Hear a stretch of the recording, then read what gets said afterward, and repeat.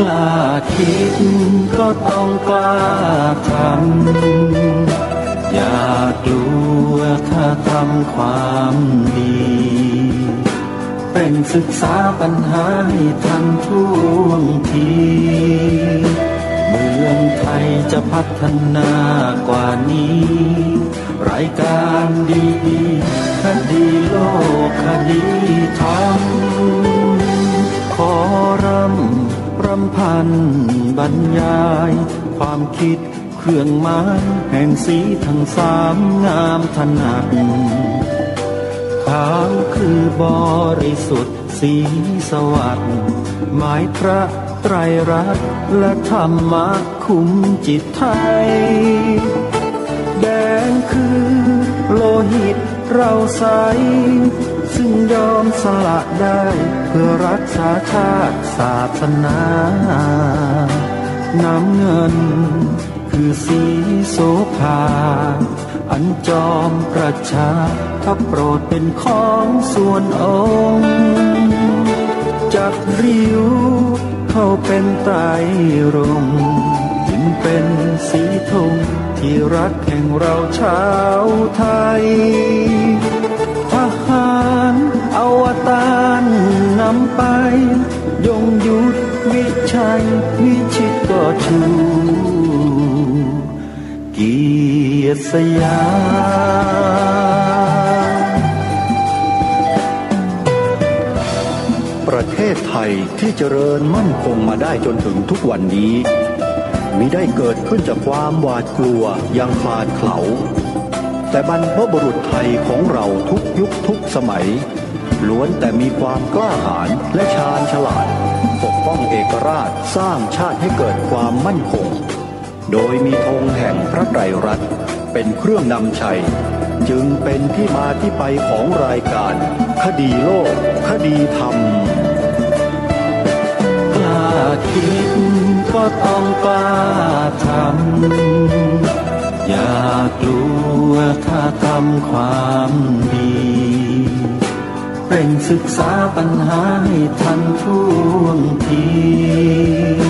เมืองไทยจะพัฒนา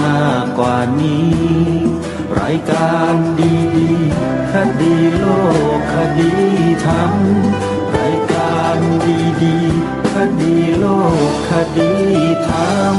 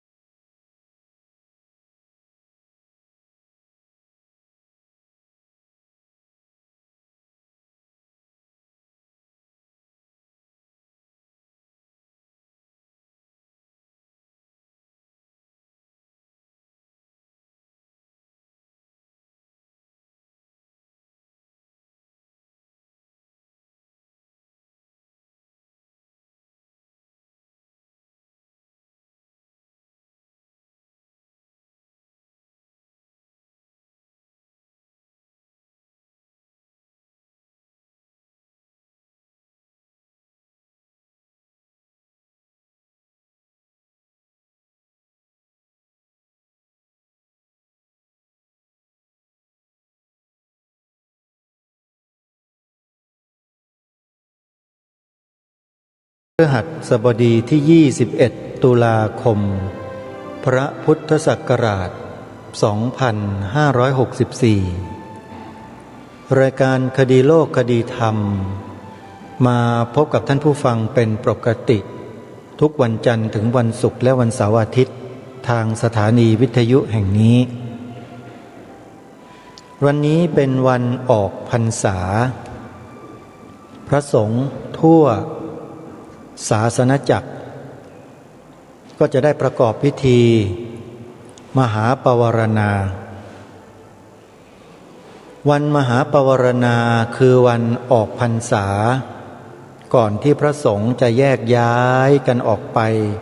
ทำกิจพระศาสนาเผยแผ่ธรรม ไปในที่ต่างๆก็จะต้องทำการปวารณาตนกันไว้การทำปวารณาตนนั้นต่อสงฆ์เนี่ยเป็นวินัยกรรมที่หมู่สงฆ์จะต้องทำแก่กันและกันสรุปความง่ายๆก็คือกล่าวเปิดโอกาสให้สงฆ์เนี่ยสามารถที่จะชี้แนะตำหนิติเตียนเพื่อที่จะให้เกิดการแก้ไขแล้วก็คลายความบาดหมางในใจกันทิ้งแล้วก็จะได้เดินทางไปทำศาสนกิจกันได้โดยสะดวกโดยไม่ต้องวิตกกังวลอะไรอันนี้เป็นวินัยกรรมของพระสงฆ์เราซึ่งเราสามารถรักษาพระศาสนากันมาได้ถึงวันนี้เนี่ยก็เพราะเรามีวินัยกรรมให้ถือปฏิบัติกันเช่นนี้มาโดยตลอดพระสงฆ์เราส่วนมากนะฮะไม่ว่าจะเป็นสงฆ์ฝ่ายไหนก็แล้วแต่ก็จะมีความรักความสามัคคีกันพอสมควรเลยทีเดียว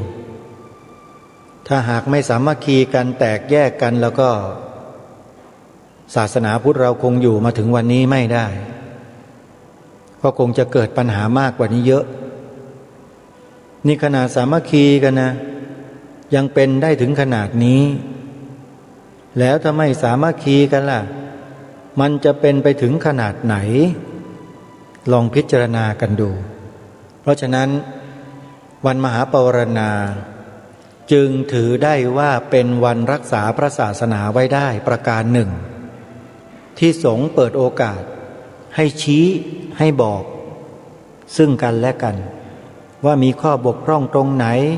มีความไม่พอใจท่านอย่างไรผมไม่ชอบเลยอย่างเนี้ย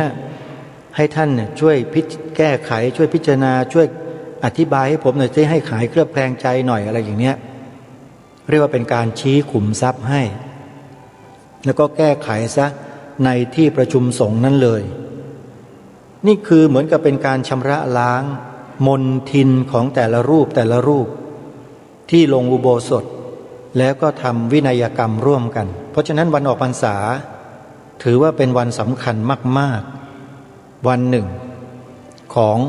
พระพุทธศาสนาของเราเพราะฉะนั้นท่านสาธุชนวันนี้ใครได้มีโอกาส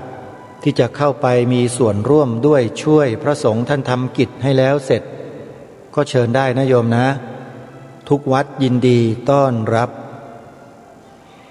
วันนี้รายการคดีโลกคดีธรรมก็ยังคงเปิดธรรมบรรยายของพระอาจารย์มหาสมศิริปัญโยที่ค้างไว้ให้ทุกท่านได้ฟังจนกระทั่งจบแต่ดูท่าทางจะจบยากสักนิดหนึ่งเพราะเหลือเวลาอยู่40กว่านาทีก็ฟังเท่าที่ฟังได้แล้วกันนะเทปนี้นะโยมนะหมดแค่ไหนก็แค่นั้นละกันเพื่อไม่เป็นการเสียเวลาไปติดตามรับฟังธรรมบรรยายในหัวข้อเรื่องรับผิดศาสนาช่วยกันของพระอาจารย์มหาสมศิริปัญโยกันต่อเนื่องตั้งแต่บัดนี้เป็นต้นไปพี่ชายท่านก็มาคลองผ้าให้เองท่านคงจะปลื้มใจมากว่าน้ำตาท่านก็เลยหยดเผาะลงมาอันนั้นคือการสร้างพระไม่จำเป็นต้องแห่อะไรมากมายไม่ต้องเอาเหล้าเอาดนตรีเอาอะไรมาเยอะแยะมากมายเดี๋ยวนี้บวชกลายเป็นกิจกรรมเรื่องเล่นมันไม่ใช่บวชที่เกิดจากศรัทธาอันใดการบวชนี่ไม่น่าจะอ้างเหตุอันอื่นนอกจากศรัทธาเพราะการที่เราจะทำคุณงามความดีเพียงแค่เพื่อจะแก้อะไรบางสิ่งบางอย่างนี่เราไม่จำเป็นต้องบวชก็ได้แน่นอนล่ะการบวชมันได้บุญมากกว่าแต่ว่ามันไม่น่าจะเป็นเพียงแค่กิจกรรมเป็นทางผ่านอย่างน้อยมันก็น่าจะได้เสพผ้าเหลืองพอที่จะได้คุ้มพอสมควรคำว่าบวชชั่วคราวนี่ในคำนิยามของผมนี่มันไม่น่าจะต่ำกว่า5 พรรษาด้วยซ้ำทุกรูปที่เป็นทิศศึกออกไปนี่มันน่าจะได้นักธรรมเอกมันไม่สายศึกตอนไหนมันก็ไม่สายดอกแต่บวชนี่น่าจะสาย องค์ไหนบวชช้าองค์นั้นละสายแต่ศึกนี่มันไม่สายศึกนี่ไม่สายเพราะคิดเชิงเหตุผลอย่างนี้แหละจึงทำให้ผมอยู่ได้เพราะตั้งใจจะอยู่มาตั้งแต่ก่อนบวชแล้วพอศรัทธาได้ฟังธรรมะยิ่งมาถึงปัจจุบันนี้เนี่ยพูดได้อย่างเต็มปากไม่อายว่าถ้าผมศึกรูปหนึ่งนี่ว่ามันสิบกลงเคิงของมันบ่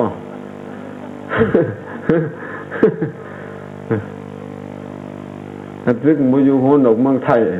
จะไปอยู่เขมรจะอยู่หัวนอกอำเภอกาบเชิงนี่ล่ะ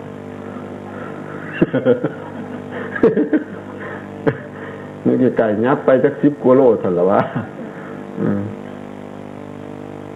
ก็คิดแบบนี้แหละเราจึงอยู่ได้คือเขาต้องนับเท่าหนึ่งก่อนจะไปละฐานะคนอื่นแนมพุ่นแนมพี่ก็ซื้อคุณกินออกไว้โอ้ยไผน้อสิอยู่เนาะโอ้ยนอแนมพุ่นก็ซื้อแนมพี่ก็ซื้อเท่าคือโอ้ยเฮ็ดแนวใดเนาะไปเนาะศาสนานี่เนาะก็อยู่มาประกอบกับมีอุดมการณ์มีศรัทธามีธรรมะแล้วก็มองเห็นภัยของภายนอกภายในด้วยก็ยิ่งค้นคว้าศึกษาเราอยากจะรู้เรื่องอะไรก็คือทะเลความรู้คือพระไตรปิฎกที่พูดถึงเมื่อกี้เมื่อเราเป็นชาวพุทธแล้วไม่เข้าใจบริบทของชาวพุทธเลยตัวอย่างที่ยกมาเพียง2-3ตัวอย่างเมื่อกี้นี่มันก็ทั้งเรื่องบวชเรื่องพิธีกรรมอะไรต่างๆบางสิ่งบางอย่างบทสวดมนต์สาธยายอะไรถูกอะไรผิด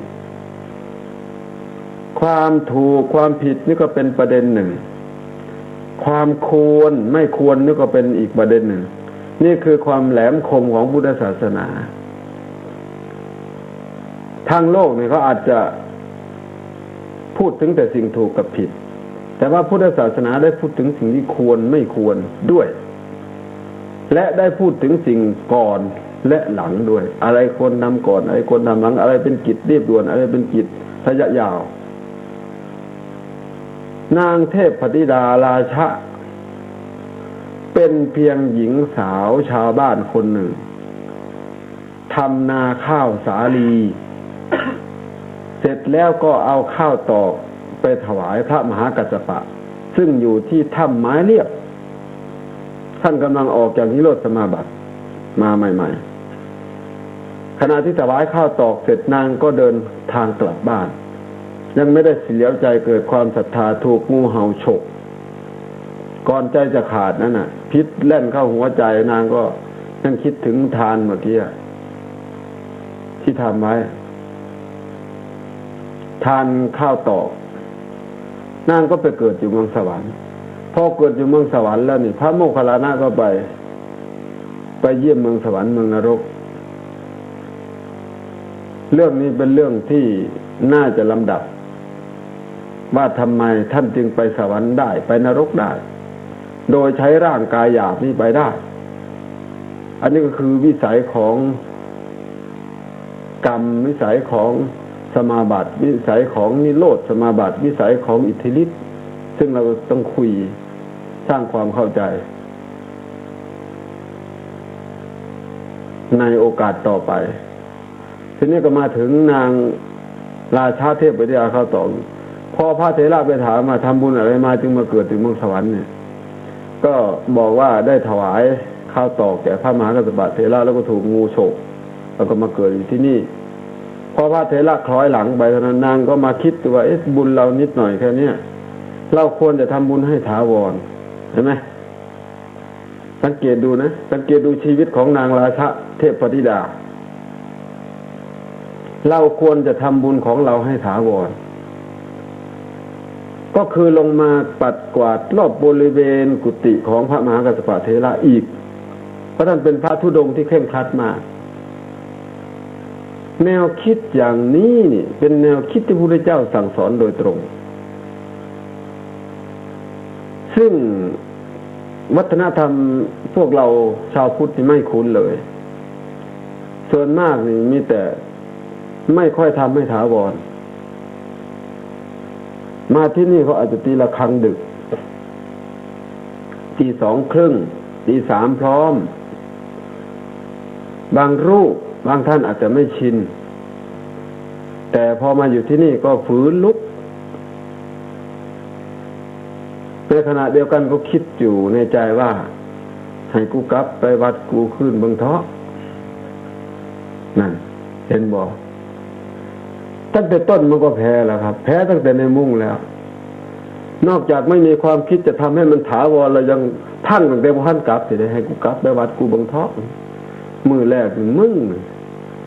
นำมึง6 โมง 7 โมงมีแนวคิดเริ่มแต่ขี้เกียจตั้งแต่ยังไม่กลับ ไม่ต้องไปพูดถึงว่าจะทำให้มันถาวรยังไงแทนที่ว่าโอ้กูจะต้องสืบสารตัวนี้ไว้ผมเคยพูดให้ลูกศิษย์ฟังเป็นประจำที่วัดว่าการลุกขึ้นมานั่งสมาธิตอนเช้าตี 2 ตี 3เนี่ยมันเป็นการป้องกันแชมป์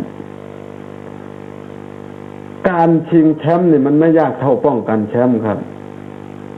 ทำไมต้องตะเกียกตะกายลุกขึ้นมาดีดลุกขึ้นมานั่งให้ได้เนี่ยเพราะนั่น1มันเป็นความเป็นอาจารย์ไปในตัวประการที่2ก็คือเรามีความรู้สึกว่า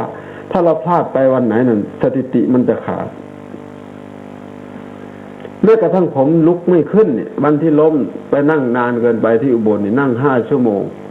ตั้งแต่บ่ายโมงถึง6 โมงกว่า6 โมงเย็นกว่านิดหนึ่งที่สถาบันราชภัฏเมื่อวันที่5 มีนาที่ผ่านมาเนี่ยกลับมาถึงวัดจริงๆผมก็เริ่มป่วยตั้งแต่บรรยายกาฬสินธุ์แล้วล่ะวันที่3ที่4บรรยายที่กาฬสินธุ์มันก็เสียงก็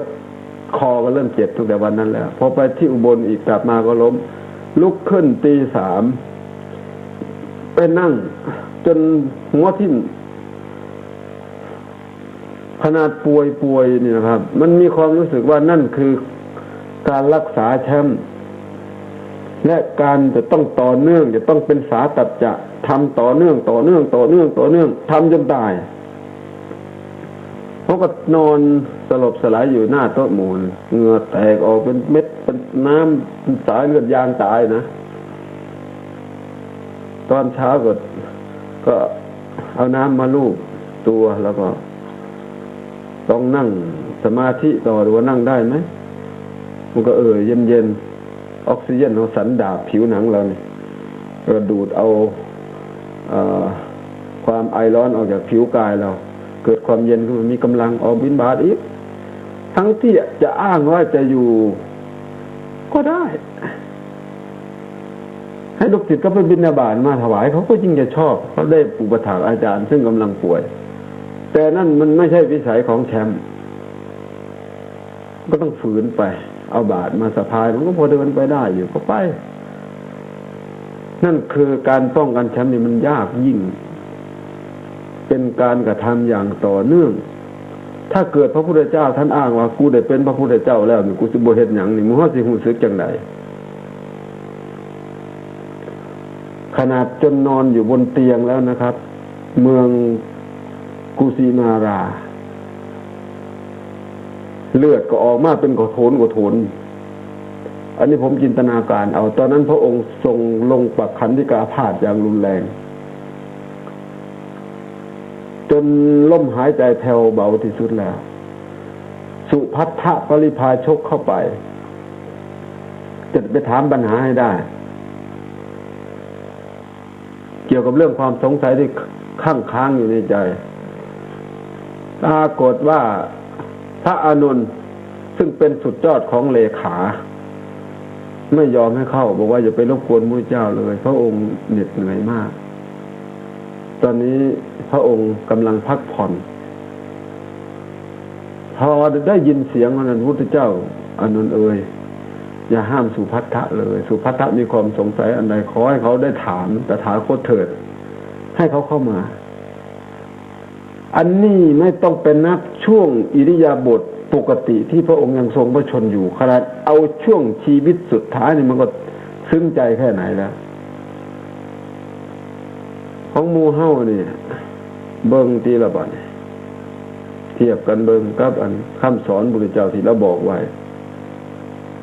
มีความใกล้เคียงไหมถ้ารูปไหนมีความใกล้เคียงสาธุอนุโมทนาให้ท่านรูปนั้นมีความเจริญงอกงามในพุทธศาสนามีสติปัญญาเป็นเลิศ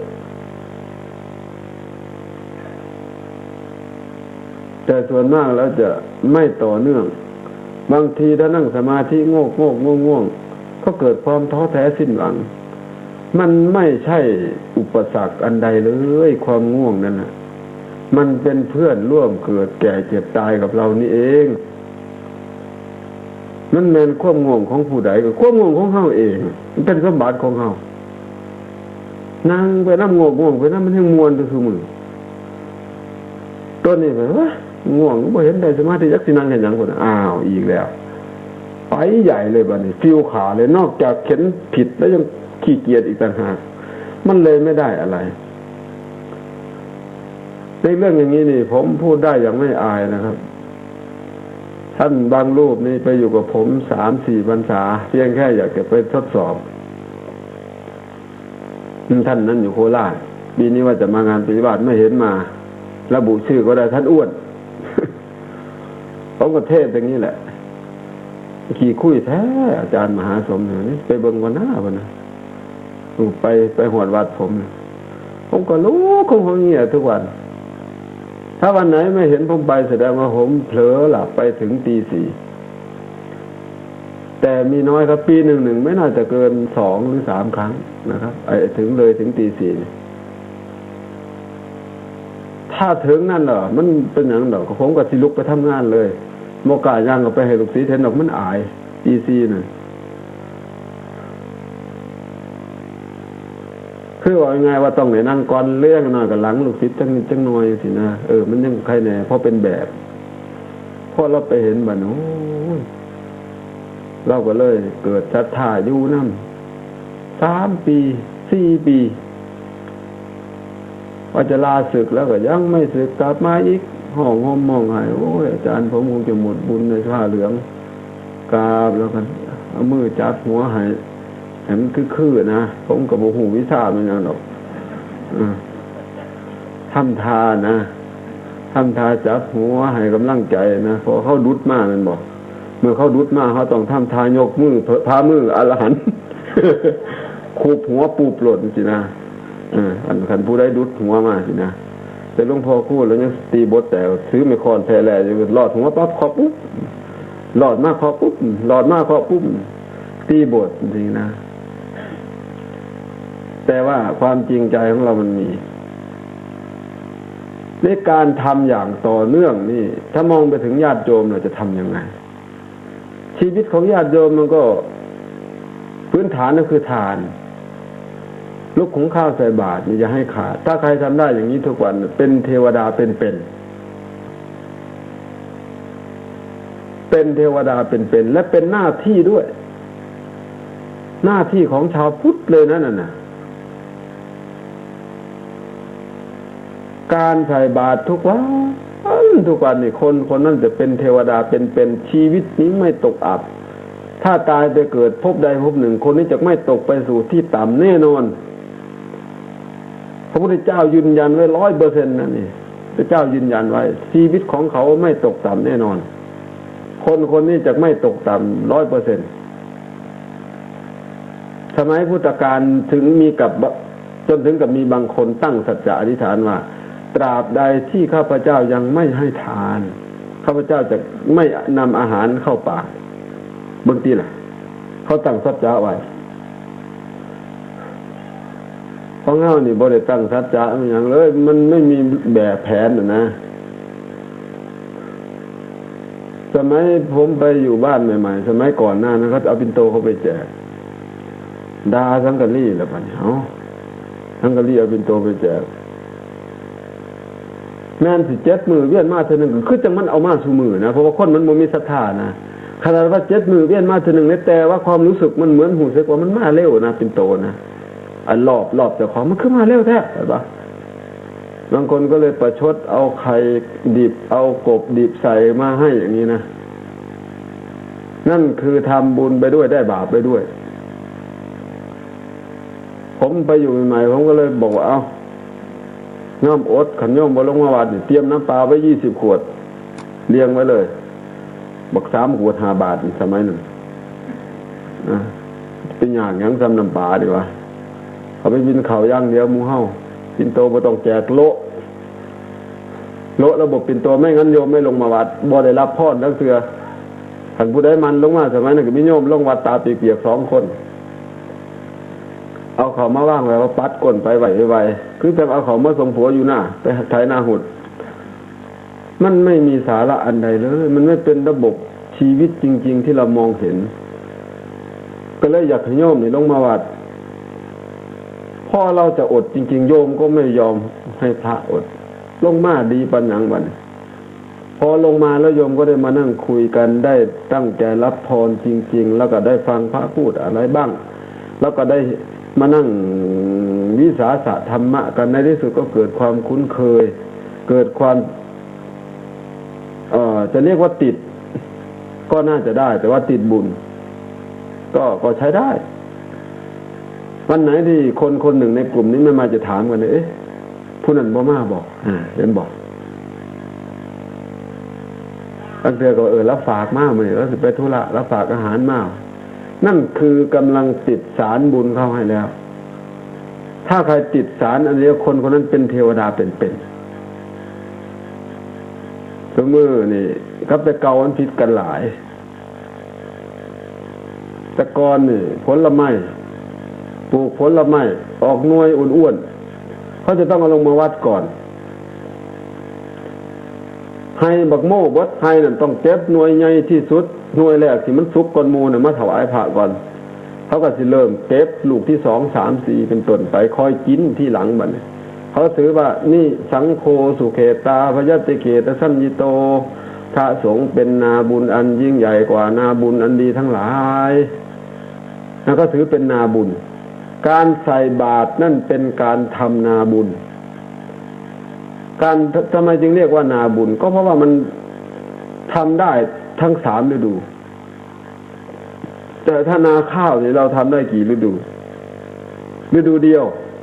เดี๋ยวนี้ถ้ามีเขื่อนก็ทำ2 ฤดูนาปรังนาปีแต่สรุปแล้วคือเฮ็ดเขาได้อย่างเดียวแต่ว่าหน้าบุญเนี่ยมันเฮ็ดได้จักอย่างบัดนี้เดี๋ยวเอาบักทั่วบักแตงโมเอาเฟืองว่าไฟมะกรูดมะนาวมะพร้าวส้มโอหรือจะเอาข้าวเหนียวข้าวเจ้าข้าวดำข้าวแดงข้าวหยังได้เบิดหรือจะเอาเงินเอาทองมันเป็นนาบุญมันย่อมทำได้ทั้งหมดจะเอาของเปียกของแห้งของใส่ระยะเป็นยาวะกาลิกยามะกาลิกได้เบิดได้ต่อเขาจึงเรียกว่านาบุญวันนี้ว่าแม่นาบุญธรรมดานาบุญอันยิ่งใหญ่ทำไมจึงระบุลงไปเลยว่านาบุญอันยิ่งใหญ่ก็เพราะนาบุญอันไม่ยิ่งใหญ่มันก็มีจังเขาสิไปเฮ็ดบุญน้ำเด็กหน่อยผู้ตกทุกข์ได้ยากเด็กกำพร้าบ้านพักคนชรามันก็ได้หรือจะไปเลี้ยงข้าวคนในคุกก็ได้จะไปทำบุญเข้ากองทุนสงเคราะห์มูลนิธิปอเต็กตึงก็ได้แต่นั่นมันยังไม่ใช่นาบุญอันประเสริฐสุดนาบุญอันยิ่งใหญ่มันยังไม่ใช่อันนี้คือนาบุญอันยิ่งใหญ่พวกนี้ทำไมจึงเรียกว่านาบุญอันยิ่งใหญ่เพราะว่าเป็นอุดมเพศคำว่าอุดมเพศนั่นคืออย่างคุณวิระนั่นวะโอ้ยแล้วซื้อยังก่อนละวีคือวิระทวีเนาะโอ้มาลืมกันง่ายบุญนั่งคือจนใจมาลืมกันง่ายแท้ทวีตั้งเมื่อบดจักมือมันนี่ก็ยังเป็นโยมอยู่ไปว่าตอนไปปริวาสที่วัดผมยังเป็นฆราวาสอยู่ตอนนั้นน่ะถ้าเกิดมีคนตายนี่เขาบ่เชิญไปสวดได้นี่แต่ตอนนี้สบายมากถึงจะเพิ่งบวชก็ตามเอาไปนั่งเกียรติเทินอยู่ทั้งเฮือนนี่เบิ่งจังไดมันก็คือถ้าไปอันเหลืองๆนี่สิแนมสิได้ก็คือแต่สิไปเอาเชิญเอาเฒ่าพ่อใหญ่จานนั่นที่ว่าสวดมนต์ได้หลายๆนั่นขึ้นไปนั่งสวดมันก็บ่คือพระสิเบิ่งจังไดมันก็หัวดำน้ำกันอยู่นี่มันกราบกันกระทั่งแข็งกระโดกกระเดกไปพบปานนั่นแหละแต่ว่าคันเหลืองๆนี่กราบได้สนิทมือมันบ่มีความสงสัยหยังนั่นนะนี่จึงเรียกว่าอุดมเพศท่านเหล่านี้มีศีลมากกว่าเทวดาเทวดาเนี่ยเขานับถือพวกเขาเลยครับนับถือพระสงฆ์องค์พระเจ้าบางองค์บ่ฮู้ว่าแต่เจ้าของต่ำกว่าเทวดาไม่ใช่นะครับเทวดายังต่ำกว่าพวกเรา บางรูปนี่ยังไปนับถือเทวดาเชิญเทวดามาขอเลขขอหวยนี่ปักโกดไว้นี่สักเคกาเมจิรูเป็นขอเลข3 ตัวนี่นั่นน่ะจะเป็นลูกน้องเทวดาด้วยนี่เราคุณธรรมสูงส่งกว่าเขานะครับพระพุทธเจ้าสอนเบิดเนี่ยกระทั่งให้อยู่กับผีอยู่จังไหนอยู่กับเทวดาอยู่จังไหนกาลณียเมตสูตรกาลณียมัทกุสเลนยันตังสันตังบะตังอภิสเมจาอันผู้ฉลาดพึงกระทำประโยชน์ที่ท่านบุได้บรรลุถึงทางอันสงบกระทำแล้วสักโกพึงเป็นผู้องอาจอุชูเป็นผู้ซื่อตรงด้วยสูสูจะเป็นผู้ซื่อตรงอย่างดีด้วยมุทุเป็นผู้อ่อนโยนอนัตติมานีเป็นผู้ไม่ดูหมิ่นผู้อื่นสิกขาขโมดไล่ไปอนัตติมานีโหติเป็นผู้ไม่ดูหมิ่นผู้อื่นฉันตินทริโยจะเป็นผู้มีอินทรีย์อันสงบระงับด้วยสันละหุกวุติเป็นผู้เบาตนเป็นผู้พุทธตนเบากายเบาจิตอนันุคิดโทน่าจะกุตังสมาจะเรกินจีเยนวินอยู่ปวัทยุไม่ควรเข้าไปติดพันในสกุลทั้งหลายทั้งในคุณสมบัติของกรรมฐานหลังจากนั้นมาก็แผ่เมตตาเลยให้อยู่กับผีได้อยู่กับเทวดาสอนบ่แม่นแต่ให้คนทำต่อกันและกันเนี่ยสอนหดอันคนอยู่กับผีอยู่อย่างไรมีไผสอนได้สำนีในโลกบอกวิธีแม้กระทั่งว่าพูดกับผีพูดยังไงพูดกับเทวดาพูดยังไงเทวดากับเทวดาคุยกันยังไงสอนมา31 ภูมิพุทธเจ้าแยกย่อยออกมาเบิดหู้ว่าคนเฮามีกระดูกจักทอนหู้เบิดอาการ32ลายมานี่มีน้ำจักส่วนอยู่ในร่างกายนี่ไม่ยังเอื่นว่าธาตุน้ำไม่ยังเอื่นว่าธาตุไฟไม่ยังเอื่นว่าธาตุดินแยกออกมาเป็นส่วนเราจึงได้จังหูได้สมัยนั้นพระพุทธเจ้ารู้หมดหาบุคคลผู้ฉลาดเท่านี้ไม่มีจึงเรียกว่าพุทโธและการที่พระองค์เป็นอย่างนี้ได้ก็เพราะไอ้สาตัจจะนี่แหละคือการทำอย่างต่อเนื่องมาตลอด20 อสงไขยเคยเกิดเป็นกระต่ายเคยเกิดเป็นเต่าเคยเกิดเป็นพญาแห้งเลี้ยงแม่เลี้ยงพ่อเคยเกิดเป็นสุนัขเป็นหมาแล้วก็ว่าอดีตของเราได้ยังบ่เคอะเขินบ่รู้สึกละอายว่าเราเคยเกิดเป็นจริงนั้นมาตะเกียกตะกายมาจากเท่าไหร่ไส้ศาสตร์มาจากเท่าไหร่ขนาดไปเกิดเป็นสัตว์เดรัจฉานก็เป็นสัตว์เดรัจฉานที่มีคุณธรรมนั่นคือสาตัจจกิริยาทำมาอย่างต่อเนื่องไปเกิดเป็นสัตว์ก็บ่ละเมิดศีลของโยมนี่5 ข้อที่พากันรับอยู่ทุกวันนี้มันเป็นงานของพวกเราถามว่าเอาผู้ใดตกงานเนี่ยพอว่าตกงานเมื่อสักคนหรือมูเจ้ามีใครได้ทำงานที่เราไปรับจ้างอยู่ตามโรงงานไปเย็บผ้าเย็บอะไรโอ้ยมันสิแม่นงานบ่น้อน่ะเนาะน่ะแม่นแล้วมันว่า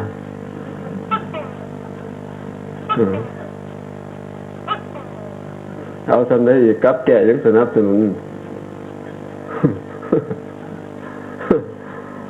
คักแล้วมันว่าคักแล้วมันว่า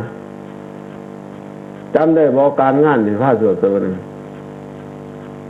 กะตมาจะภิกขเวสัมมากะตโมจะภิกขเวสัมมากัมมันโตดูก่อนภิกษุทั้งหลายการงานชอบเป็นอย่างไรเล่าปานาติปาตาเวรมณีเจตนาเป็นเครื่องเว้นจากการฆ่าเป็นการงานอทินนาทานาเวรมณีเจตนาเป็นเครื่องเว้นจากการถือเอาสิ่งของที่เจ้าของเขาไม่ได้ให้แล้วการไม่ถือเอาสิ่งของเขานี่ก็เป็นการงานกาเมสุมิจฉาจาราเวรมณีสิกขาปทาเจตนาเป็นเครื่องเว้นจากการประพฤติผิดในการทั้งหลายอะยังวุจติภิกขเวสัมมากัมมันโตดูก่อนภิกษุทั้งหลายอันนี้เรากล่าวว่าการงานชอบเห็นบ่นี่มันโมแมนเพียงศีลอย่างนี้มันเป็นการงานพระนักสิปึกแห้งเอาแท้ สี่ให้เบิ้งบอกขอดหนาอาจารย์เอี่ยมแล้วก็บอกหนาเท่านั้นหนาเท่านี้บอกขอดหนาว่าไม่ก็บอกซื้อๆบอกน้ำกดซื้อปัญญามตาบอกฮ่าเวลาปัญหา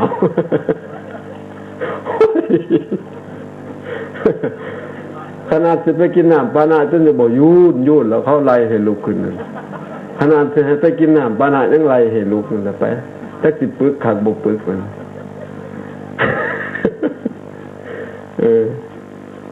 บางทีล่ะดังนั้นศาสนาพุทธมันจึงเป็นศาสนาของปัญญาชนเป็นศาสนาของผู้มีปัญญาจะต้องให้ทะลุปุโปร่งจะต้องชัดเจนไม่ศีลเป็นจะได้สมาธิเป็นปัญญาเป็นอย่างไรรายละเอียดเจาะลึกลงไปอีกนกบินอย่างไงเครื่องบินขึ้นบินอย่างไงคนเหาะอย่างไงมันจะต้องเคลียร์มันเหาะได้ย้อนตัวใดเป็นหนังมันต้องเหาะขึ้นได้อยู่ดีๆนี่เครื่องบินนั่นแต่รวดเสมอนี่มันแล่นขึ้นอยู่ท้องฟ้าน่ะก็เอิ้นว่าเหาะนี่นั่นน่ะเมื่อมันเหาะสิเอิ้นว่าจังไดมันไปในอากาศนี่อากาเสนาคันตวามันไปโดยอากาศพระพารัตวาชะเหาะเอาบาทคือเศรษฐีผูกหอยไว้บนทั้งเมืองเศรษฐีเมืองราชคฤห์ติดป้ายประกาศไว้เลยสะเจอิมัตถมิงโลเกสะเจอรหะอัตถิถ้ามีพระอรหันต์อยู่ในโลกนี้ใช่อากาเสนาคันตวาอิมังปัตตังคันหาตุจงเหาะมาโดยอากาศแล้วถือเอาบาทนี้โยอิมังปัตตังคันหาตุตังสปุตตะทาโรตังสรนังคัจฉามะเราพร้อมด้วยบุตรและภรรยาจักถึงเขาผู้นั้นเป็นสรณะเป็นที่พึ่งสรนังคัจฉามะเบิกได้แล้วเขาสิแสวงหาหม่องเพิงน่ะเอาบาทขึ้นไปผูกหัวมายักษ์จะคงว่ามีพระอรหันต์บ่6 วันผ่านไปพวกขี้เหล้าก็คุยกันโอ้ยมันบ่มีดอกพระอรหันต์นี่นะมันบ่มีดอกคนนะอันต้นสิฮอดมือสุดท้ายเลยบ่เห็นผู้ใดเหาะเอาบาทไปเพิ่นน่ะบ่มีคือคนเหาะเขาจึงจะเชื่อว่าเป็นพระอรหันต์คือเขามีทัศนคติอย่างนั้นคือหมู่เฮาเสมอนี่แหละอันพระนั่งบ่เห็นปานใดก็สิคุ้มให้เห็นได้เด้อนี่เห็นทนาอยู่เท่านั้นคือท่านก็บ่เห็นข่อยสิเห็นหยังข่อยก็อยู่ของข่อยของเพิ่นนี่น่ะเห็นอาจารย์ต้องฮู้แหละบอกมาซะดีๆมีการขู่เข็นอีกเด้สิบังคับให้เห็นให้ได้เด้อพระบางองค์ก็เลยสวดรวดตัวตื่มซะนำเบิ่งงวดนี่นั่นตัวนำซะบัดบอกผิดไปแล้วน้อยเพิ่นบอกถึงแล้วเฮาสื่อบ่สื่อเองอีกแล้วบัดนี้นังตีไปใหม่ เป็นไรมือไรเว้นใส่ผิดก็บ่เจ้ามามื้อนั้นเลิกมันบ่ดีอีกนำลงไปอีกแล้วบัดนี้ไปหาทางลงจนได้ทำไมนั่นเขาอยากเห็นคนเหาะพอพระโมคคัลลานะกับพระรัตวาชะเดินไปได้ยินเข้าบ่ดีที่เล่ากำลังคุยกันว่าสุดตันเตอาวุโสภารัตวาชะอิมังวัจนังอิเมสังพุทธศาสนัสสะอปริคันหันตาวิยะวทันติท่านภารัตวาชะผู้มีอายุท่านได้ยินไหมนั่นสุดตันเตท่านได้ยินไหมกลุ่มขี้เหล้ามันกำลังพูดดูเหมือนว่าจะเหยียดศาสนาพุทธของเรานะดังนั้นท่านโชว์หน่อยให้เกียรติพระภารัตวาชะวันนั้นปกติพระโมคคัลลานะนี่สุดยอดของจอมอิทธิฤทธิ์อยู่แล้วไปน้ำกันสองรูปโมคคัลลานะนี่ก็เปรียบเสมือนกับว่าประมาณจันเจ้าประมาณนั้นนะแต่ว่าหวังเฉามาหั่นนี่ก็ประมาณท่านภารัตวาชะนะให้เกียรตินะจันเจ้าก็ยืนมองดูเราก็สะกิดขี้ดินหน่อยเดียวเองปิ้วหมุนปานลูกปืนล่มนะขึ้นไปยิบเอาบาทลงมาเวิร์นงามสง่างามแห้งบ่ได้ใส่สลิงบ่ได้ใส่ลวดนี่คือบอกจันเจ้าซ้ำ หัวจัดหัวกลมตอนมันถ่ายทำมันเอาไหมคนนะมันเอาเลยหน้าวัสลิงมันกลมปีนหน้าปีนหลังอยู่นั่นนะเอาแต่ตอนงามๆนะหาขี่ตัวกันเทคแล้วเทคอีกขำกิ่งกันอยู่นั่นนะพวกท้ายถ้ำกันแล้วถ้าพ่อใหญ่บุญจินแล้วคนขี่ลายอยู่แล้วแห้งจะเอาไปแตนขี่ลายถ้าพ่อใหญ่บุญจินออกมาแบบนี้หัวแต่ชะได้เบื้องหลังการถ่ายถ้ำแล้วเราเห็ดบกคือหมูเนาะย่างตึมเอาอีแกงมาใส่หน้าผากไว้แปลกแล้วออกมาวังเช้ามาหันหนึ่งเพื่อพ่อยืนเรียบเราเปลี่ยนขางกันได้บัดนี้พ่อออกมายืนแล้วออกมายืนสารใครพงแต่ยืนไปขางไฟขางมันหลุดเป็นอย่างนี้ถึงมาเปลี่ยนขางกันนี่จานหอดเป่ากินมันได้เป็นคอยยึดมันถือมันคอยใจจะหัวอยู่ตอนนึงออกก็เรียกว่าเถาะอันตอนราชบุตรเคยเขาตัดสินเป่าบุญจินโยนไม่ตะเขียบแล้วออกมา2 อันเครื่องประหารหัวสุนัขไม่เอาก็นองไงจะเอาหัวมังกรไม่ได้เอาหัวมังกรที่ตายอยู่แล้วยังไปยึดมันน้ำหัวอันเครื่องประหารอยู่ต่อไปนั่นนะค่อยเบิ้งไม่ยังนี่ก็สิเบิ้งไปแบบธรรมะเลยอันนี้ก็เบิ้งแต่ผุนว่าแต่สมัยวัดอัมพวันเขามาขายหลอด2ก็บ่ได้เบิ้งสมัยนั้นที่เบิ้งย้อนว่าเขาซาลือว่าหนังเรื่องเป็นหนังคุณธรรมนะหนังเรื่องพระบุญจริงโกรธบาพ่อสวยเอาบาทลงมาดินขีดินจึกก็ร้อยเศรษฐีสาธุพระอรหันต์นี่แล้วพระอรหันต์นี่แล้วนิมนต์เป็นเรื่องเฮือนมันเขาเลยเกิดศรัทธาส่วนว่าเหาะได้ด้วยคุณธรรมอันใดมันก็มีอีกมันนี่มันอยู่ดีๆแพ้ก็จะเหาะได้แต่มูเฮานี่ก็คือกันแท้ต้นลงมาโดดจุบแอลหักเลยตกจุบเลยแค่โดดกันแท้แต่ว่าการเหาะนั้นมันมีคุณธรรมอันหนึ่งเขาเรียกว่าละหุสัญญา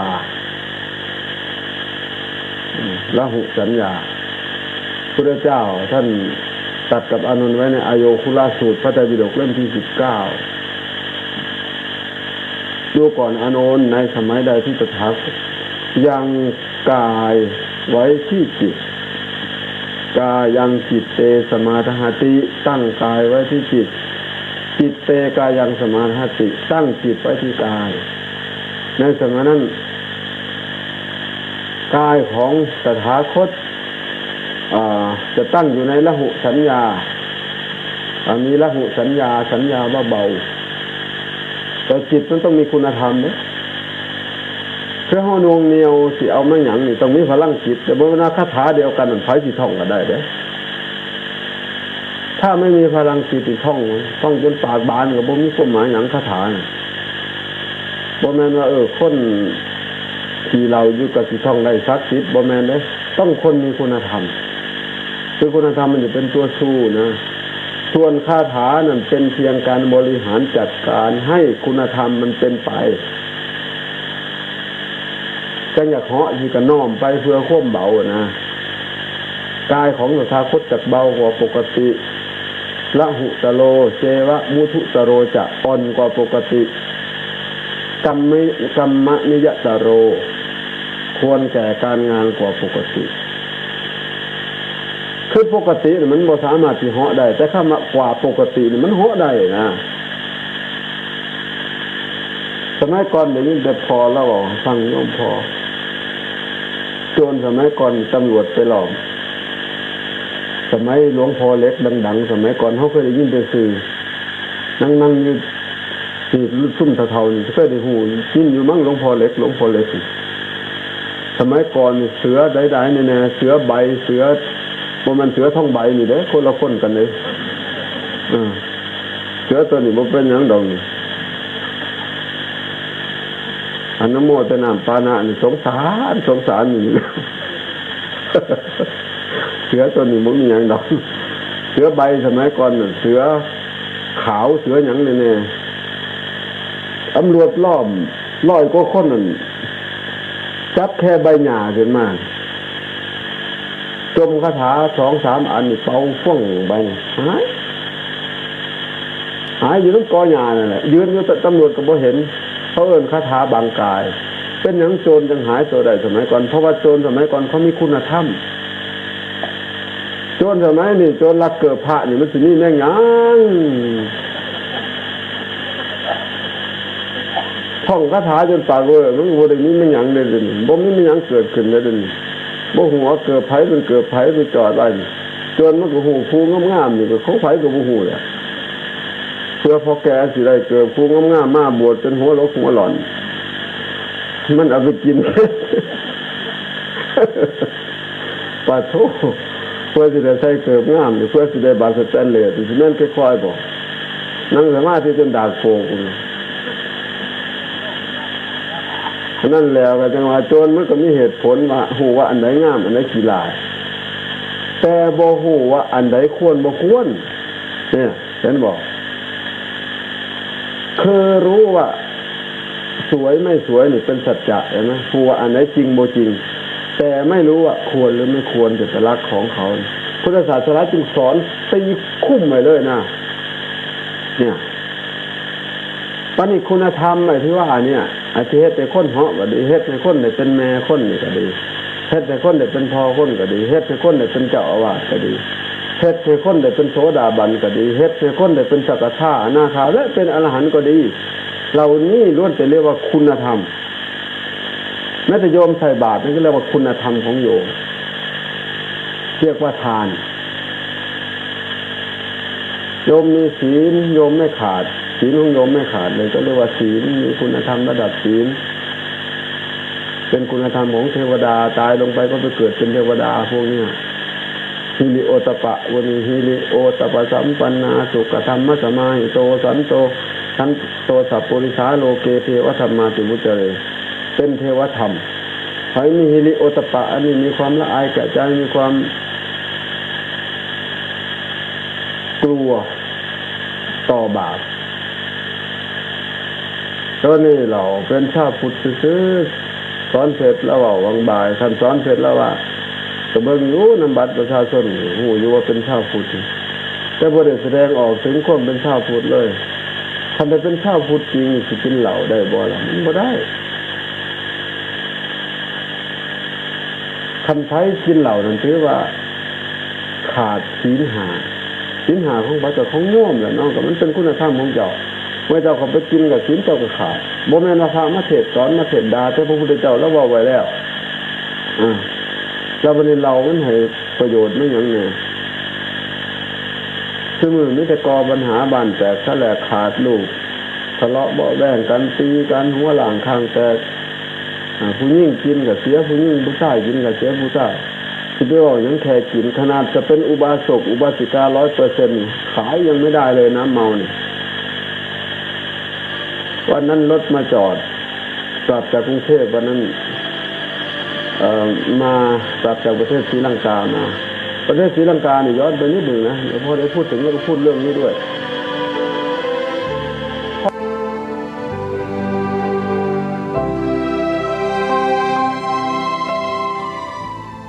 ท่านสาธุชนผู้ฟังทุกท่านเนื้อหาของเทปนี้เหลืออีกประมาณ4 นาทีเท่านั้นเองแต่ว่าเวลาของรายการหมดลงซะก่อนอาตมาภาพคงเปิดให้จบไม่ได้โยมเพราะว่าเวลาจะเกินไปเอาไว้เป็นพรุ่งนี้แล้วกันนะฮะเดี๋ยวจะเปิดช่วงท้ายนิดนึงให้กับทุกท่านได้ฟังกันวันนี้เวลาหมดลงแล้วอาตมาภาพต้องขอสมมุติยุติรายการไว้แต่เพียงเท่านี้ไว้พบกันใหม่ในวันต่อไปขอความสุขสวัสดีในธรรมแห่งองค์สมเด็จพระบรมศาสดาสัมมาสัมพุทธเจ้าจงปรากฏเกิดมีขึ้นในจิตใจของท่านผู้ฟังทุกท่านทุกคนเทินขอเจริญพรกล้าคิดก็ต้องกล้าทำอย่ากลัวถ้าทำความดีเป็นศึกษาปัญหาให้ทันท่วงทีเมืองไทย จะพัฒนากว่านี้ รายการดีคดีโลกคดีธรรม ขอรำพันบรรยาย ความคิดเครื่องหมายแห่งสีทั้งสามงามถนัดขาวคือบริสุทธิ์สีสวัสดิ์หมายพระไตรรัตน์และธรรมะคุ้มจิตไทย